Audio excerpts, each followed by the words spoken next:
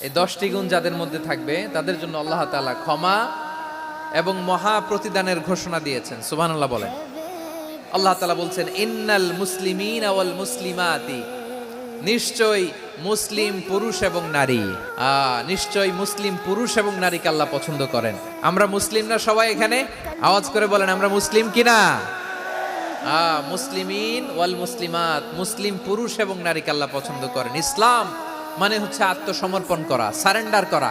ইসলাম মানে সারেন্ডার করা কার সামনে? আল্লাহর ইচ্ছার সামনে, আল্লাহর আদেশের সামনে, আল্লাহর আইনের সামনে আত্মসমর্পণের সারেন্ডারের নামই হচ্ছে ইসলাম। চিল্লায় বলেন ঠিক কিনা?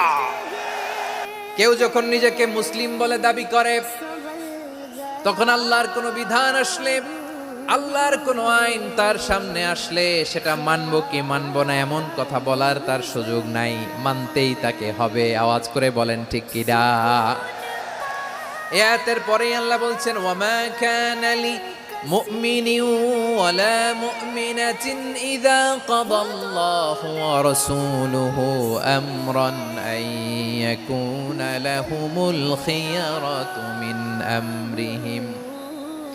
আল্লাহর পক্ষ থেকে কোনো বিশ্বাসী নারী পুরুষের সামনে যখন কোনো বিধান আসে, কোনো আইন আসে, তখন সে আইন সে মানবে না এমন কোনো অপশন তার নাই। মানলেও হবে, না মানলেও হবে এমন কোনো অপশন আছে নাকি বলেন? এমন কোনো অপশন নাই। আল্লাহর আদেশ আসার সাথে সাথেই সেটার সামনে আমরা সারেন্ডার। ঠিক কিনা বলেন?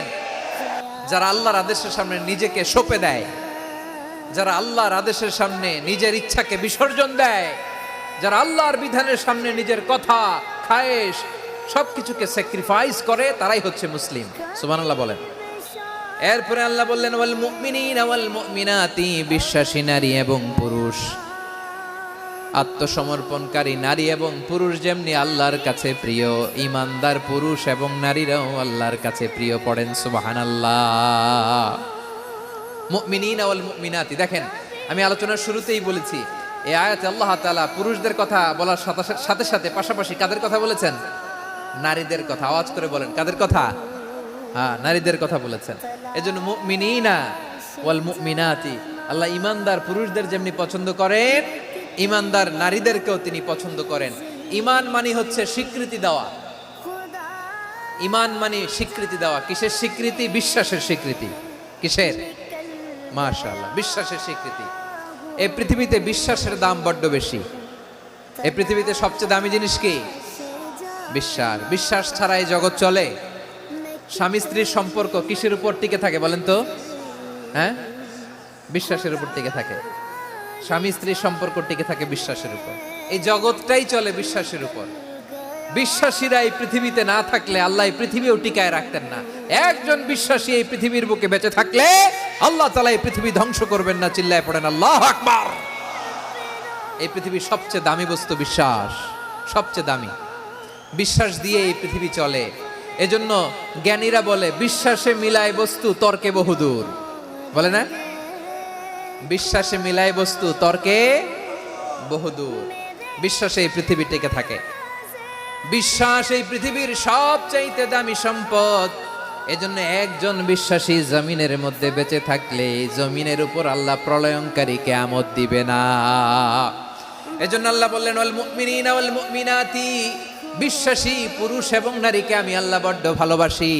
তারা এমন ভাবে বিশ্বাস করে, না দেখে বিশ্বাস। আল্লাহ বলছেন আল্লাযীনা ইউমিনুনা বিল গায়বি ওয়া ইউকিমুনাস সালাহ, আমার বিশ্বাসী বান্দারা না দেখে বিশ্বাস করে। অদৃশ্যের প্রতি তারা বিশ্বাস রাখে, না দেখে বিশ্বাসটাই আসল বিশ্বাস। ঠিক কিনা বলেন? আল্লাহ বললেন ওয়াল মুমিনিনা ওয়াল মুমিনাতি, ঈমানদার পুরুষ এবং নারীরাও আমার কাছে বড্ড প্রিয়। তাহলে আমার প্রিয় ভাইয়েরা, ইসলাম যেমনি বুঝেছেন সারেন্ডার, ঈমান মানে হচ্ছে বিশ্বাস, বিশ্বাসের স্বীকৃতি। এই বিশ্বাস না থাকলে ওই মানুষের কোনো দাম নাই। ঈমান ছাড়া নেক আমলের কোনো দাম নাই। ঈমান হলো সংখ্যার মতো, নেক আমল হলো শূন্যের মতো, শূন্য। আচ্ছা, আপনি ঈমান আনেন না, ঈমান ছাড়া খালি নেক আমল, তাহাজ্জুদ, নামাজ, রোজা, জিকির, আজকার, এক এক ইবাদতের কারণে খালি শূন্য পাইতেছেন। শূন্য পেতে পেতে পেতে পেতে হাজারটা শূন্য। এটার কোনো দাম আছে? কথা কয় না, দাম আছে। কিন্তু আপনি ঈমান আনার পর একটা সংখ্যা পেয়ে গেলেন, এক। এবার নেক আমল করলেই একের পাশে শূন্য বসে গেলে কত হয়? 10। এবার আবার দান করলেন, আরেকটা শূন্য পাইছেন, কত হইছে? এবার আল্লাহর কোরআনের তেলাওয়াত করলেন, আরেক শূন্য, কত হইছে? এবার জিকির করলেন, আরেক শূন্য, কত হইছে? আবার ভালো কাজ করলেন, আরেক শূন্য, কত হইছে? এখন যত সৎ